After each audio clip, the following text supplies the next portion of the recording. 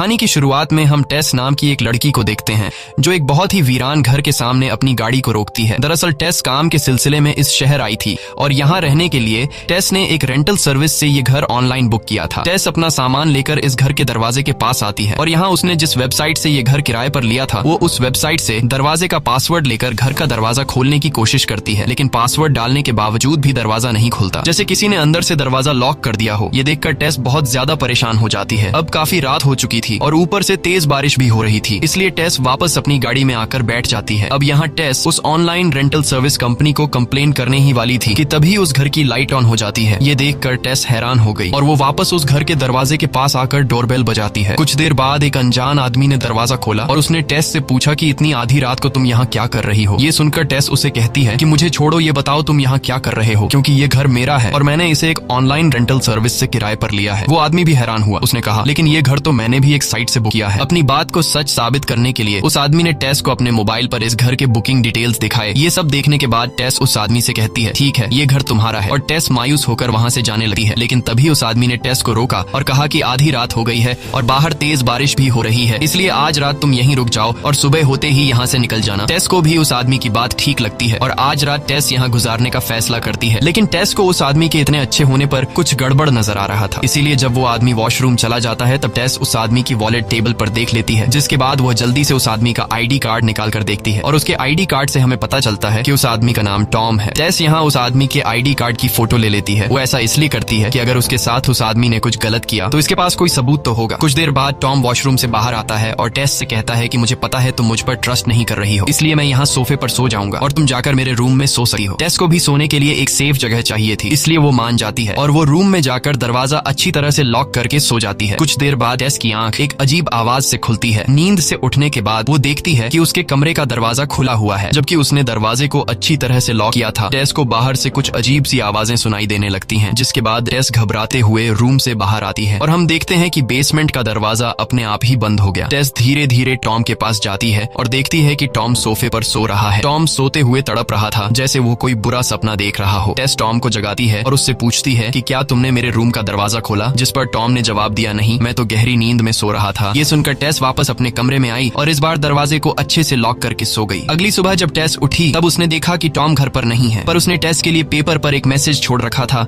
कि मैं किसी काम से बाहर जा रहा हूँ, शाम तक वापस आ जाऊंगा। इसके बाद टेस भी तैयार होकर इंटरव्यू के लिए घर से निकलती है। बाहर का नजारा देखकर टेस हैरान रह जाती है, क्योंकि बाहर पूरा इलाका वीरान पड़ा था। सारे घर टूटे फूटे हुए थे। ऐसा लग रहा था कि टेस के अलावा यहाँ और कोई भी नहीं रहता। ये सब देखकर टेस को बहुत अजीब लगता है, लेकिन इस समय उसे इंटरव्यू के लिए देर हो रही थी, इसलिए टेस इस बारे में ज्यादा नहीं सोचती और वहाँ से निकलकर कंपनी पहुंच जाती है, जहाँ उसका इंटरव्यू काफी अच्छा चलता है। डायरेक्टर टेस से काफी ज्यादा इंप्रेस्ड हो जाती है। इंटरव्यू पूरा होने के बाद डायरेक्टर टेस से पूछती है कि तुम इस शहर में कहाँ ठहरी हुई हो। टेस ने उसे बताया कि मैं बारबरी स्ट्रीट एरिया के एक घर में रहती हूँ। बारबरी स्ट्रीट नाम सुनकर डायरेक्टर शॉक हो जाती है और टेस से घबराते हुए कहती है कि वो जगह बिल्कुल भी ठीक नहीं है, तुम उस जगह से जल्दी से निकल जाओ। यह कहते हुए डायरेक्टर वहाँ से चली जाती है और टेस जब वापस घर आती है तो अब टेस को भी उस जगह से डर लगने लगा था। टेस जैसे ही दरवाजे का लॉक खोलकर घर के अंदर जाने वाली होती है, तभी वो देखती है कि एक अनजान आदमी तेजी से उसकी तरफ दौड़ रहा है। ये देखकर टेस घबराते हुए जल्दी से उस आदमी के पहुंचने से पहले दरवाजा खोलकर घर के अंदर चली जाती है। वो आदमी टेस को घर से बाहर निकलने के लिए कहता हुआ जोर जोर से दरवाजा पीटने लगा। टेस को कुछ समझ नहीं आ रहा था कि यह सब क्या हो रहा है। टेस घर के अंदर बहुत ज्यादा घबराई हुई होती है और पुलिस को कंप्लेंट करने की कोशिश करती है। कुछ देर बाद टेस देखती है कि वो आदमी यहाँ से जा चुका है। अब टेस सुकून की सांस लेती है और बाथरूम चली जाती है, लेकिन बाथरूम में उसने देखा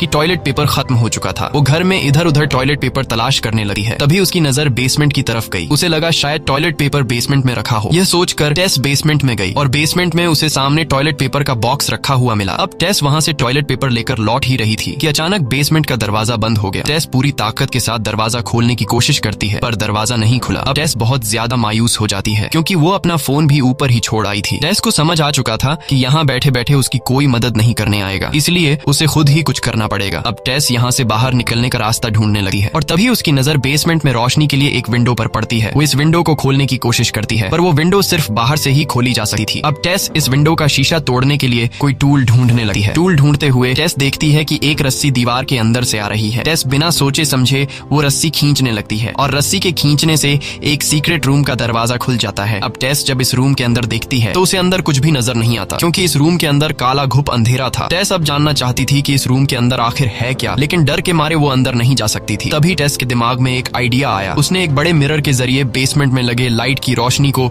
उस अंधेरे वाले कमरे में रिफ्लेक्ट कर दिया। जहाँ टेस को अंदर एक रास्ता नजर आया, अब डरते हुए वो इस रूम के अंदर बने रास्ते में आगे बढ़ने लगी और वहाँ उसने देखा कि अंदर एक दूसरा रूम है। इस रूम का दरवाजा खोलने पर उसे अंदर एक गंदा बेड और एक पुराना वीडियो कैमरा देखा। इस रूम को देखते हुए ऐसा लग रहा था कि जैसे किसी की यहाँ पर वीडियो शूट की जाती हो। तभी टेस की नजर सामने दीवार पर पड़ी जहाँ खून से सने हुए हाथ का निशान बना था। ये देखकर टेस बहुत ज्यादा डर गई और भागते हुए वहाँ से निकलकर सीधा उस बेसमेंट को रोशनी देने वाली विंडो के पास पहुंची, जहाँ उसने घर के बाहर टॉम को देखा। टॉम को देखते ही टेस चिल्लाती हुई उसे आवाज देने लगी। लकीली टॉम ने उसे देख लिया और वो टेस के पास आया, जहाँ उसने देखा कि टेस बेसमेंट के अंदर फंसी हुई है। अब टॉम जल्दी से जाकर घर के अंदर से बेसमेंट का दरवाजा खोल लेता है और टेस को वहाँ से बाहर निकाल लेता है। अब टेस बहुत ज्यादा डरी हुई थी और वो अपना सामान पैक करके इस घर को छोड़कर जाने वाली थी, लेकिन टॉम उसे जाने से रोक देता है और कहता है कि आखिर हुआ क्या है। तब टेस उसे नीचे बेसमेंट में बने सीक्रेट रूम और बेड और कैमरा के बारे में बताती है और कहती है कि ये जगह बिल्कुल भी ठीक नहीं है, हमें जल्दी इस जगह से निकलना होगा। पर टेस को इतना ज्यादा घबराया हुआ देखकर भी टॉम उसकी बातों पर यकीन नहीं कर रहा था। वो टेस से कहता है कि मैं पहले खुद नीचे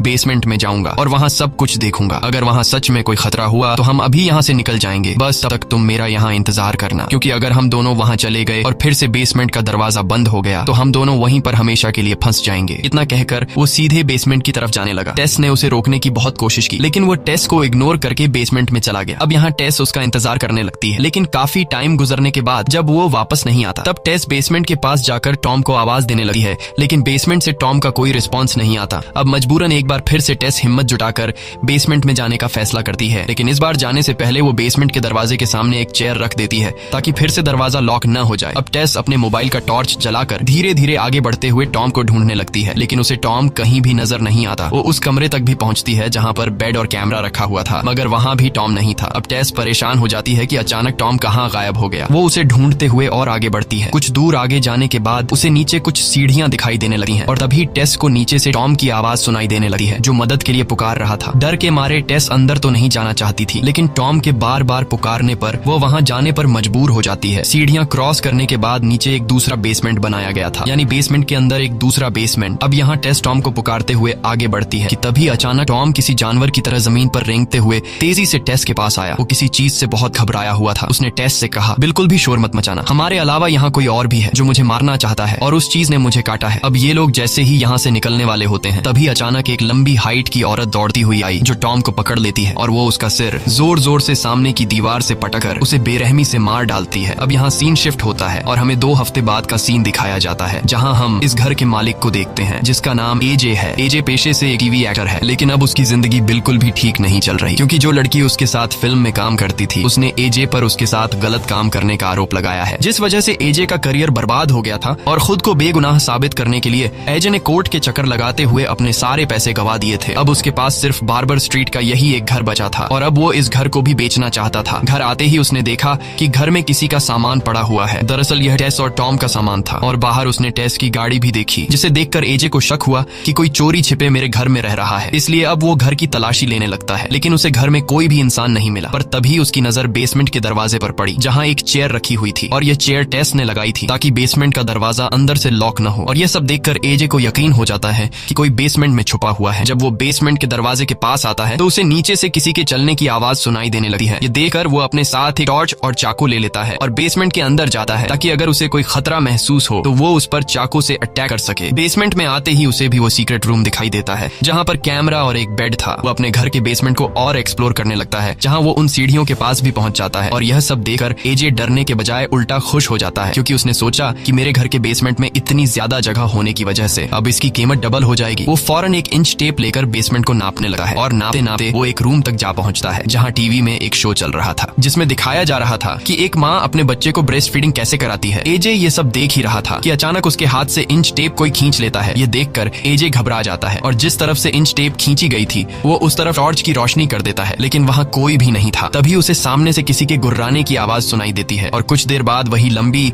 अजीब सी दिखने वाली लेडी उसकी तरफ बढ़ने लगती है, जिसे देखकर वो डर के मारे वहाँ से भागने लगता है और भागते भागते अचानक वो एक गड्ढे में जा गिरता है। गड्ढे में गिरते ही उस औरत ने ऊपर से जाली बंद कर दी, जिससे एजे वहीं कैद होकर रह जाता है। एजे को कुछ समझ नहीं आ रहा था कि यह सब क्या चल रहा है और तभी उसके सामने एक लड़की आती है। ये लड़की कोई और नहीं बल्कि टेस थी, जो पिछले 2 हफ्तों से उसी गड्ढे में फंसी हुई थी। एजे बहुत ज्यादा डरा हुआ था। तब टेस उसे संभालती है और कहती है कि बिल्कुल भी शोर शोर मत करना, वरना वो लेडी गुस्सा हो जाएगी। अगर तुम्हें जिंदा रहना है तो जैसा वो लेडी कहे वैसा तुम्हें करना होगा, नहीं तो वो तुम्हें मार देगी। कुछ देर बाद वही लेडी वहाँ पर आती है और वो ऊपर से एक दूध की बोतल टेस की तरफ बढ़ाती है। टेस बिना सोचे समझे एक छोटी बच्ची की तरह उस बोतल से दूध पीने लगती है। इसके बाद वो लेडी दूध की बोतल एजे की तरफ बढ़ाती है, लेकिन एजे दूध पीने से इनकार कर देता है। टेस उसे समझाती है कि ऐसा मत करो और चुपचाप दूध पी लो। टेस एजे से कहती है कि यह लेडी बस यह चाहती है कि हम उसके बच्चे जैसा बर्ताव करें, लेकिन एजे दूध पीने से फिर भी इनकार कर देता है। ये देखकर वो लेडी गुस्सा हो जाती है और नीचे गड्ढे में उतर आती है। वो पहले टेस को अपने एक अच्छे बच्चे की तरह गले से लगाकर प्यार करती है और फिर वो गुस्से से एजे की तरफ देखती है। इसके बाद वो एजे को घसीटकर अपने साथ ले जाती है। वो एजे को उसी कमरे में ले आती है जहाँ टीवी पर प्रोग्राम चल रहा था, जिसमें दिखाया जा रहा था कि एक माँ अपने बच्चे को ब्रेस्ट फीडिंग कैसे कराती है। वो लेडी भी उसी तरह एजे को जबरदस्ती ब्रेस्ट फीडिंग करवाती है। दूसरी तरफ जब वो लेडी एजे को घसीटकर यहाँ लेकर आ रही थी, तब उसने उस गड्ढे का दरवाजा बंद नहीं किया था और इसी मौके का फायदा उठाते हुए टेस उस गड्ढे से बाहर निकल आती है और वहां से भागने लगती है। लेकिन तभी गलती से उसका पैर इंच टेप से टकरा जाता है, जिसकी आवाज वो लेडी सुन लेती है और वो समझ जाती है कि टेस यहाँ से भागने की कोशिश कर रही है। अब वो लेडी एजे को यहीं छोड़कर टेस का पीछा करने लगती है। टेस तेजी से दौड़ते हुए ऊपर बेसमेंट के दरवाजे तक पहुंच जाती है, लेकिन बेसमेंट का दरवाजा लॉक हो चुका था। टेस पूरी ताकत से दरवाजा खोलने की कोशिश करती है,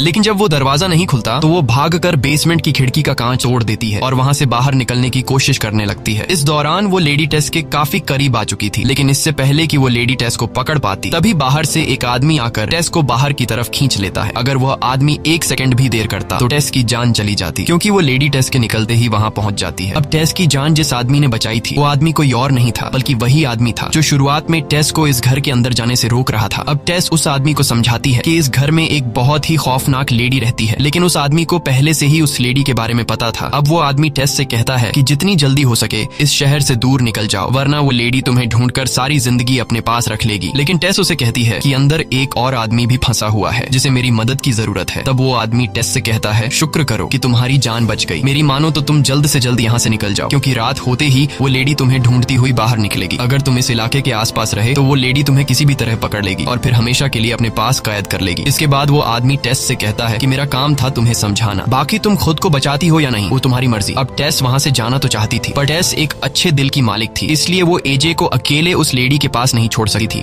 जिसके बाद टेस मदद की तलाश में निकल पड़ती है। दूसरी तरफ मौका पाकर एजे भी उस जगह से निकलने की कोशिश करता है, लेकिन तभी उसे उस औरत की गुर्राने की आवाज सुनाई देती है, जिसे सुनकर एजे बहुत ज्यादा डर जाता है और अब वो उस लेडी से छिपने के लिए सुरंग के और अंदर जाने लगा है। तब वो लेडी भी एजे का पीछा कर रही थी। एजे आगे बढ़ते हुए एक ऐसी जगह पहुंच जाता है जहां रास्ता खत्म हो गया था। अब एजे बुरी तरह फंस चुका था और वो औरत उसके ठीक सामने खड़ी थी। एजे को लग रहा था कि अब उसकी मौत पक्की है, लेकिन फिर न जाने क्यों वो लेडी आगे आने से डरने लगी है और वो एजे को वहीं छोड़कर चुपचाप चली जाती है। न जाने ऐसा क्या था जिससे वो लेडी भी डर रही थी। एजे जब पीछे मुड़कर देखता है तो उसे पीछे एक दरवाजा दिखाई देता है। अब वो उस रूम के अंदर जाकर देखने लगता है कि आखिर इस रूम में ऐसा क्या है जिससे वो लेडी भी यहाँ आने से डरती है। रूम बहुत ही बुरी हालत में था, जहाँ सारा सामान इधर उधर बिखरा पड़ा था। इस रूम में टीवी भी चल रहा था। एजे कमरे की तलाशी ले ही रहा था कि तभी पीछे से उसे किसी की आवाज सुनाई देती है। डर के मारे एजे पीछे मुड़कर जब टॉर्च की लाइट करता है तो वहाँ एक बूढ़ा आदमी बिस्तर पर पड़ा हुआ था, जो बहुत बीमार लग रहा था, ना उठने की हालत में था और ना ही ठीक से बोलने की। एजे को लगा कि शायद उस लेडी ने इस आदमी को भी कैद कर रखा होगा, इसलिए एजे उसकी मदद करने लगा है, लेकिन वो आदमी बार बार एक ड्रॉर की तरफ इशारा कर रहा था। तब एजे बिना सोचे समझे ड्रॉर उसके करीब कर देता है और उस रूम में एजे ढेर सारी रिकॉर्डेड टेप्स देखता है, जिनमें हर टेप पर किसी औरत का नाम लिखा हुआ था। एजे जैसे ही ये टेप प्ले करता है तो उसके होश उड़ जाते हैं। उस टेप में वही बूढ़ा आदमी दिखाई देता है जो किसी औरत के साथ गलत कर रहा था। यह देखकर एजे की आंखें खुली की खुली रह जाती हैं और जैसे ही एजे पीछे मुड़कर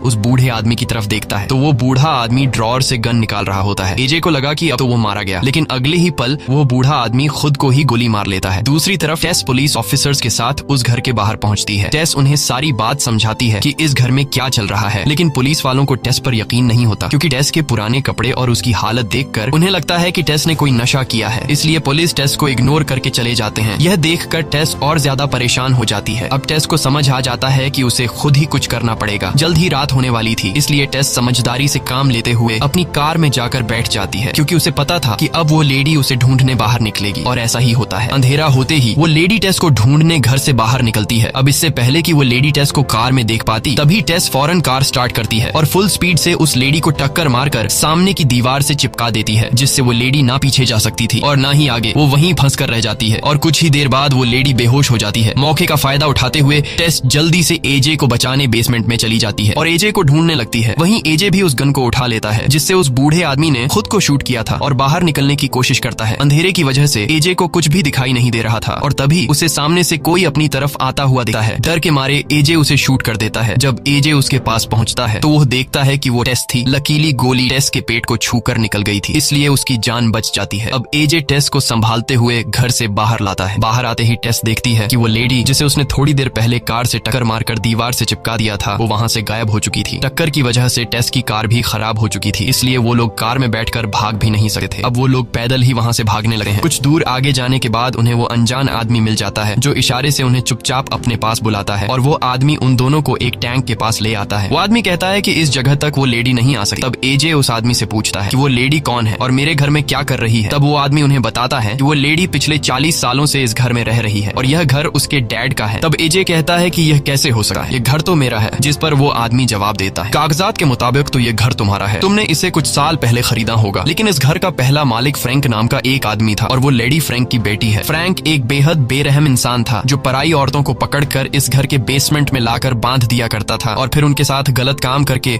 उनसे बच्चे पैदा किया करता था। अगर लड़का पैदा होता तो वह उसे मार देता था और अगर लड़की होती तो वह उसे भी कैद में रखकर बड़ा करता था और फिर अपनी ही बेटी के साथ भी गलत काम करता था। फ्रैंक की ज्यादातर औलाद कमजोर हुआ करती थी, जिस वजह से उसकी ज्यादातर बेटियां मर गई, लेकिन उनमें से एक यह लेडी आज भी जिंदा है और यह लेडी फ्रैंक के गुनाहों की सजा है। वह आदमी उन्हें बताता है कि 40 सालों तक काले अंधेरे में रहने के बाद अब वह लेडी ज्यादा रोशनी बर्दाश्त नहीं कर सकती, इसीलिए वह रात के समय बाहर निकलती है। वह आदमी उन दोनों से कहता है कि उस लेडी से तुम्हें जान का खतरा नहीं है, वह तुम्हें अपनी औलाद समझती है, इसीलिए वह तुम्हें मारेगी नहीं बल्कि तुम्हें हमेशा के लिए अपने पास कैद करके रखेगी। उस आदमी की सारी बातें सुनकर एजे समझ जाता है कि सुरंग में जिस बूढ़े आदमी ने खुद को गोली मारी थी वही फ्रैंक था। अभी उनकी बातें चल ही रही थी कि तभी पीछे से दीवार तोड़कर वह लेडी उनके पास आ जाती है और उस आदमी को गर्दन से दबोचकर पकड़ लेती है और फिर उसे बेरहमी से मार डालती है। डर के मारे एजे टेस को उसी जख्मी हालत में छोड़कर वहां से भाग जाता है। टेस भी जख्मी हालत में एजे के पीछे भागने लगती है। टेस लगातार एजे को मदद के लिए पुकारती रहती है, लेकिन एजे टेस को इग्नोर करके तेजी से भागता हुआ पानी की टंकी पर चढ़ जाता है। टेस भी किसी तरह लड़खड़ाते हुए टंकी के ऊपर पहुंच जाती है। ये दोनों देखते हैं कि वो लेडी भी उनके पीछे आ रही है। अब एजे उस लेडी को मारने के लिए अपनी गन निकालता है, लेकिन तभी उसके हाथ से गन छूटकर नीचे गिर जाती है। कुछ ही देर बाद वह औरत भी टंकी के ऊपर चढ़ जाती है। अब एजे समझ चुका था कि यह लेडी मुझे और टेस को अपना बच्चा समझती है और अब वह हमें पकड़कर हमेशा के लिए अपने पास कैद कर लेगी। एजे अपनी पूरी जिंदगी उस काले अंधेरे वाले बेसमेंट में नहीं गुजार सकता था, इसलिए एजे